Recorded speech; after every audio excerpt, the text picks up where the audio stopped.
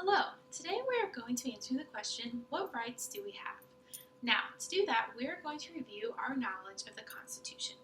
So remember, the Constitution has a preamble, 7 articles, and 27 amendments. We are going to be focused on those first 10 of the 27 amendments, which are called the Bill of Rights. Today, we are just going to focus on amendments 1 through 5, so we can check that information, learn that, and then once we have a good understanding of that, we'll move on to amendments 6 through 10. So let's get started. Let's start with our First Amendment, which has 5 key rights. Freedom of speech. This means we have the ability to express ourselves by saying our thoughts and our feelings and our opinions. Freedom of the press.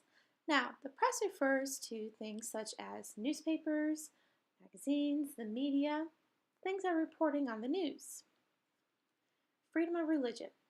We have the ability to practice the religion that we choose. Freedom to petition. Maybe you don't like something at school, so create a document and you have your peers sign it to show your support. That is petitioning. Or maybe you want to get with a group of people to protest something going on in the government. That is your freedom to assemble. Now let's look at our Second Amendment. This amendment is the right to bear arms. Now, I'm not talking about a bear as in one that we would see in the woods, or even arms on our body. The right to bear arms means that we have the ability to have weapons.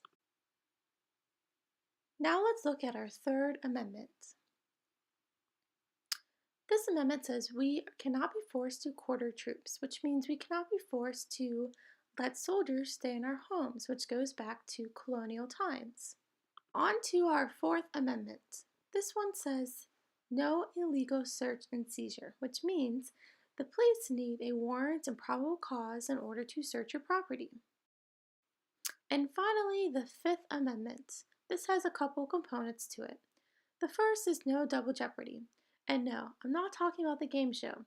Double jeopardy means you cannot be tried for the same crime twice. You also cannot be forced to be a witness against yourself.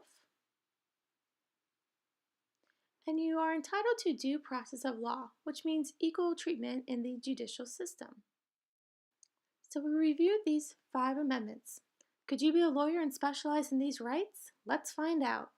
Let's try the first example. The police want to search your car, but they do not have a warrant. Which amendment do you think this is? Excellent! It is our Fourth Amendment because the police need a warrant in order to do so.